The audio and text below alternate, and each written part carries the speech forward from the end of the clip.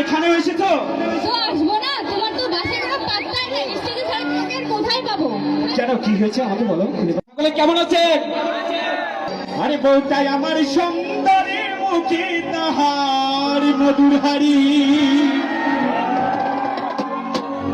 আরে বউটাই আমার সুন্দরী মুখে তাহার মধুর হাড়ি, চোখ দুটো তার টানা টানা নিত্যদিনই ধরে বাইনা,